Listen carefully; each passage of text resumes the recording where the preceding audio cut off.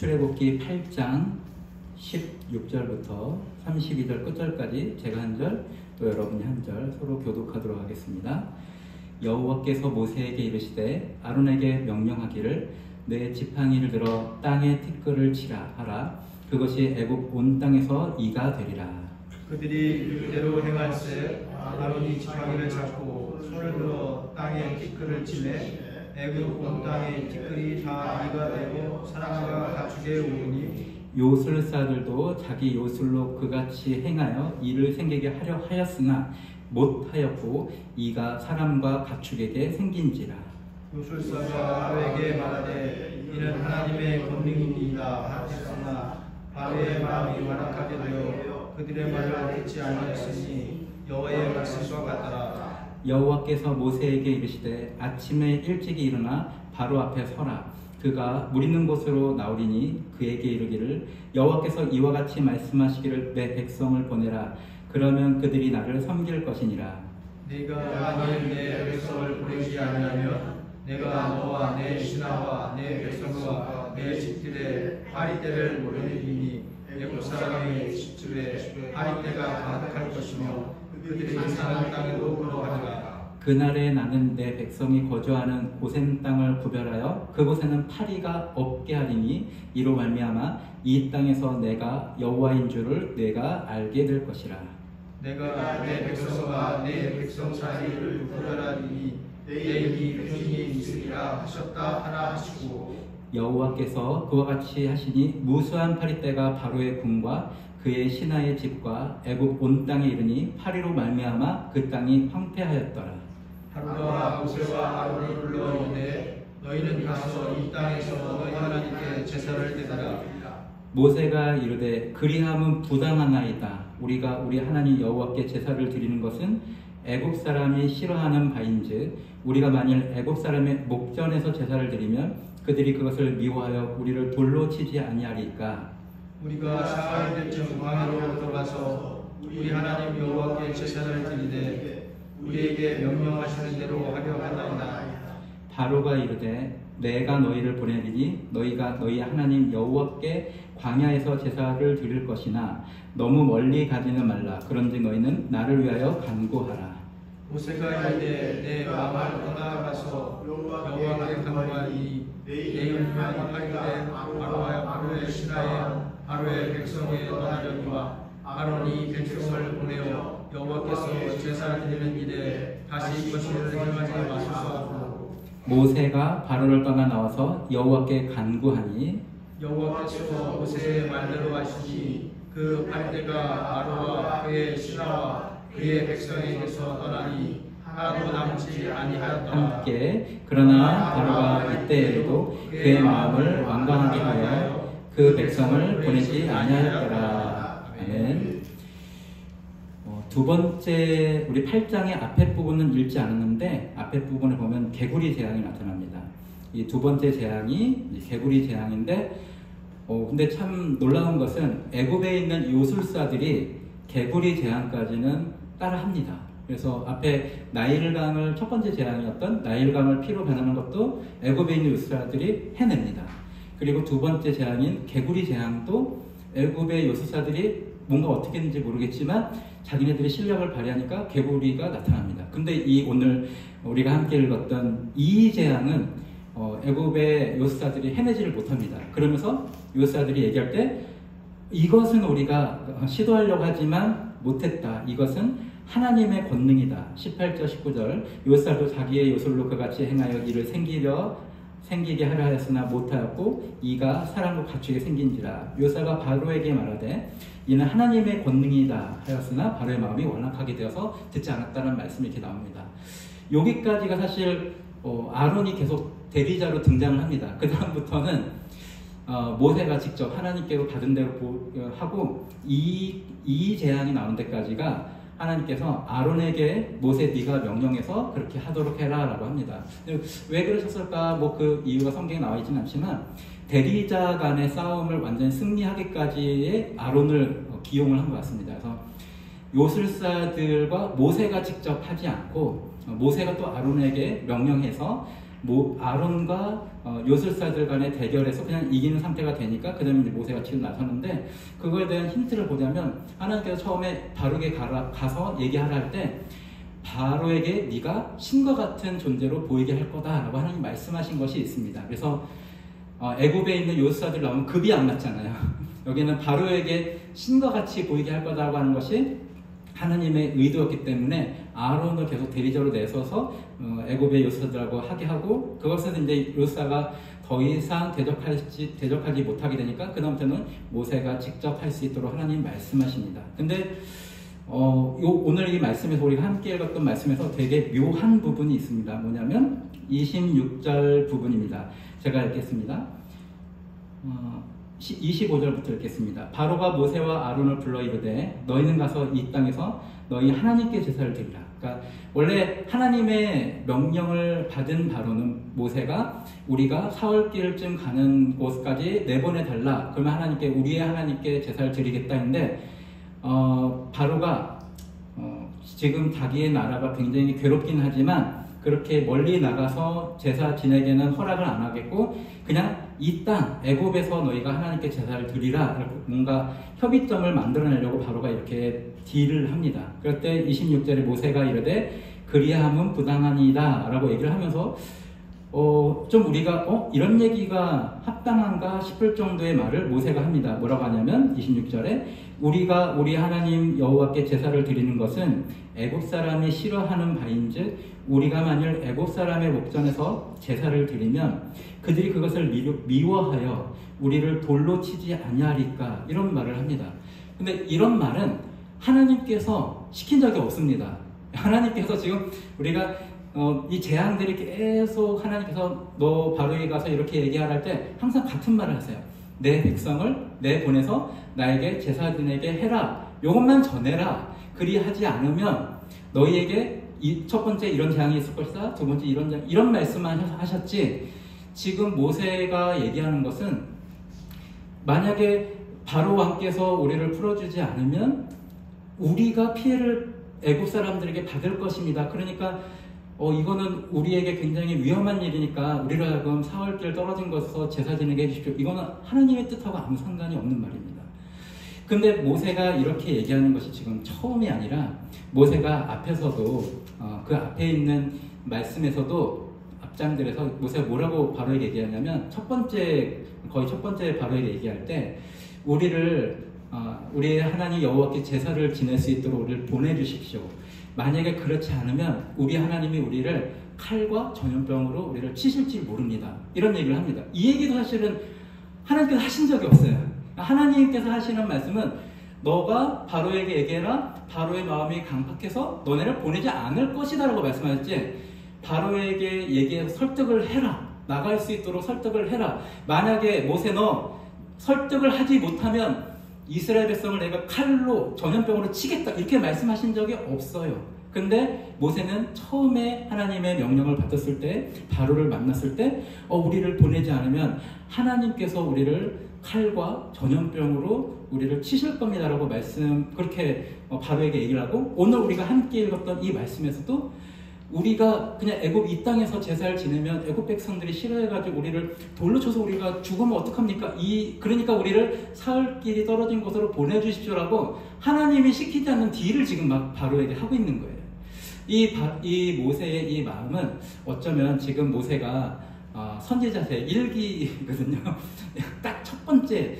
그래서 선지자가 마땅히 해야 되는 거를 아직 어떤 선배도 없기 때문에 그걸 잘 모르고 있어서 그런 것 같습니다. 원래 선지자는 물론 하나님께서 미래에 대한 얘기를 하기도 하고 현재 백성의 상태를 얘기하기도 하는데, 선지자가 해야 될 것은 그것을 재해석해서 뭔가 이루어내려고 하는 것을 하는 게 아니라 그냥 단지 하나님께서 전달하라고 하는 말씀을 그냥 전달하는 것이 선지자의 목적입니다.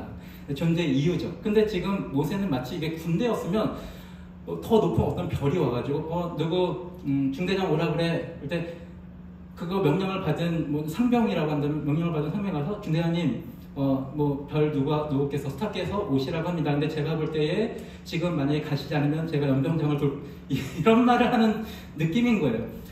그 스타가 당연히 이 상병에게 얘기했는데 만약 중대장이 안 온다. 그럼 누구를 혼내겠습니까? 그냥 중대장을 혼내면 되는데 갑자기 중간에서 뭔가 별이 얘기하지 않는, 스타가 얘기하지 않는 다른 얘기들을 하는 것처럼 지금 모세가 그런 일을 하고 있다는 거예요. 이것은 아무래도 모세한테 아직 내가 선지자로서 어떻게 해야 되는지를 잘 알지 못하고 있기 때문에 이런 일이 나타나는 거라 생각이 됩니다. 근데 참 안타깝게도 모세가 이러한 어떤 자기 자의적인 해석을 하는 일이 지금 이 첫 번째, 두 번째 이뿐만 아니라 나중에 또 광야 생활을 백성들과 함께 할 때도 또 나타납니다. 예를 들어서 죄송합니다. 어떤 일이 또 발생하냐면 광야에서 민수기 20장 10절에서 12절 말씀인데 거기에 제가 잠깐 읽어보면 여호와께서 모세와 아론에게 이르시되 너희가 나를 믿지 아니하고 이스라엘 자손의 목전에서 나의 거룩함을 나타내지 아니한 거로 너희는 약속의 땅에 못 들어간다. 이런 사건이 이제 일어납니다. 근데 어떻게 이런 사건이 일어났냐면 민수기 20장 8절에 하나님께서 모세에게 어떤 명령을 내렸냐면 이제 백성들이 물이 없다고 뭐 또 원망하고 막 그랬어요. 그러니까 지팡이를 가지고 내 형 아론과 함께 회중을 모으고 그들의 목전에서 너희는 반석에게 명령하여 물을 내라. 이렇게 말씀하셨어요. 물을 내서 그 백성들과 가축들이 마실 수 있도록 해라라고만 명령하셨습니다. 여기 아무런 분도덕이가 없어요. 그 원망에 대해서 뭐라고 혼내라 뭐 이런 말이 없어요.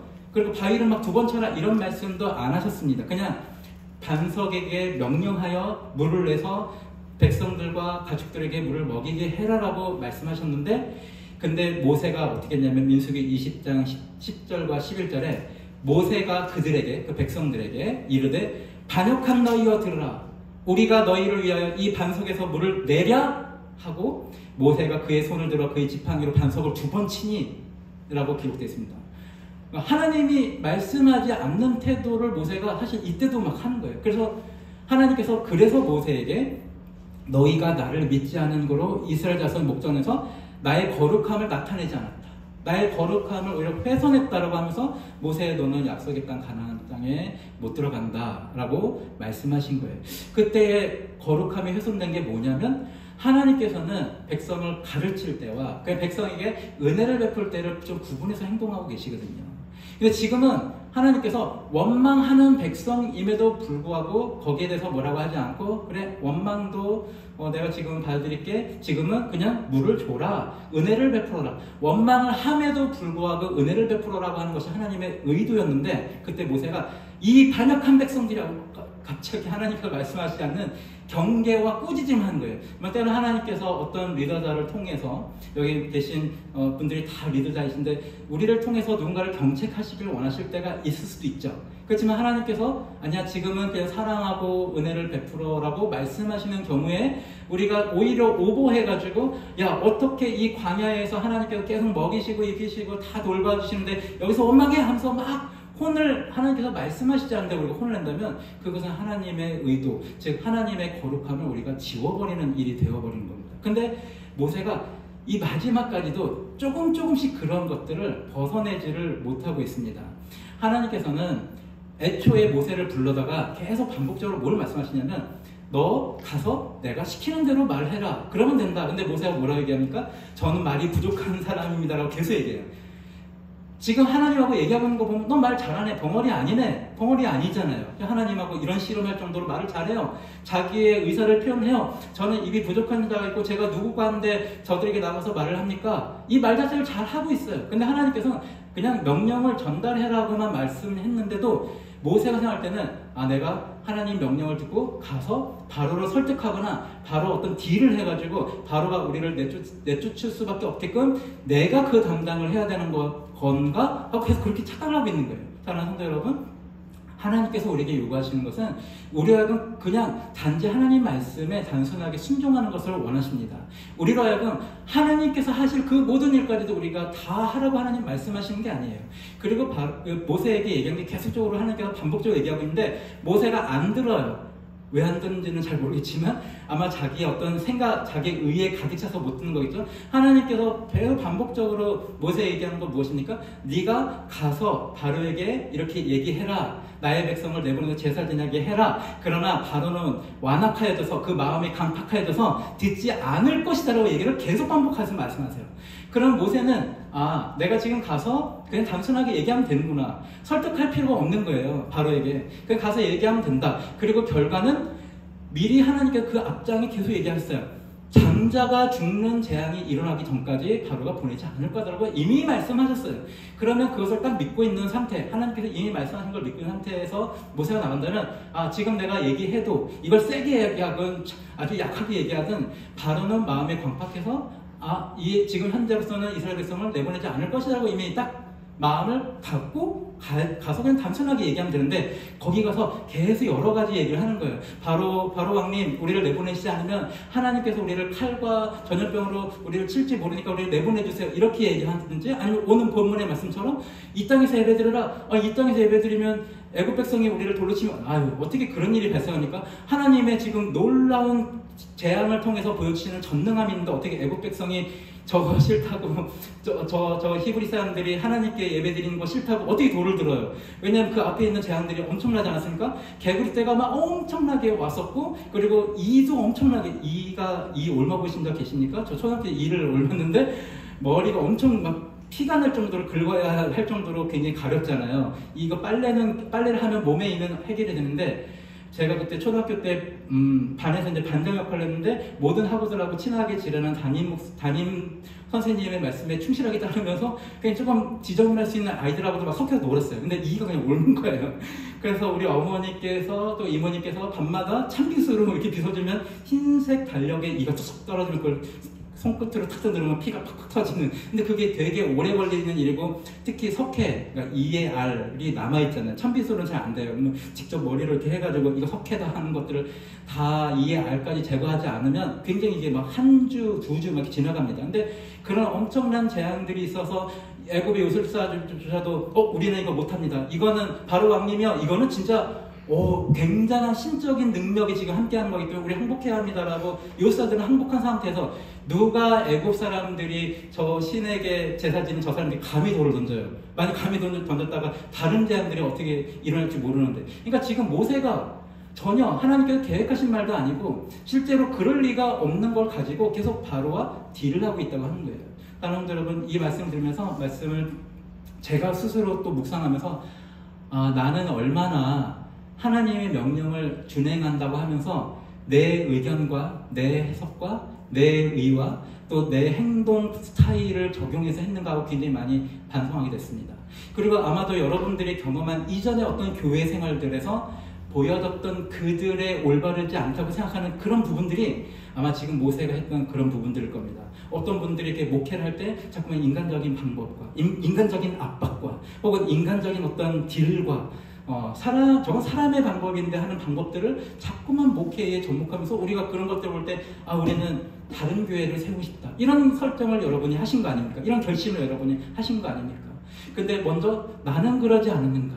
한국교회의 대단한 많은 교회의 문제들도 사실은 하나님께서 말씀하신 대로 그냥 담담하게 그것을 하는 게 아니라 요거를 하나님께서 말씀하신 걸 들었어도 이것이 하나님께서 원하시는 것이라고 하는 거를 목표를 잡았음에도 불구하고 그것을 해나가는 과정에서 계속 모세와 같이 나중에 우스와 같이 다윗의 왕에게 이제 성계를 다윗의 성에 이렇게 옮겨갈 때 그때 막 우사가 여러 가지 이방 신들을 섬기는 것처럼 소가 이끄는 마차를 막 준비하고 막 그러잖아요. 그러니까 자기의 방법들을 막 해왔던 것을 우리가 지난 신앙생활에서 많이 보았기 때문에 우리는 저런 교회가 되면 안 되겠다. 그리고 우리가 지난 수년간 경험했던 것도 어쩌면 그런 일들이었을지 모릅니다. 각 사람들이 하나님을 위해서라고 얘기하지만 거기에 자기 의와 자기의 방법과 그리고 하나님께서 말씀하지 않는 여러 수단들을 동원해서 사용하면서 이거는 진짜 하나님 방법 아닌데 라고 하는 것을 우리가 피부로 너무 많이 느끼셨을 거예요. 오늘 말씀을 통해서 여러분 각자에게도 하나님께서 내가 혹시 그러지는 않은가 돌아보는 시간을 있기를 주님의 이름으로 축복합니다. 우리 같이 찬송가 246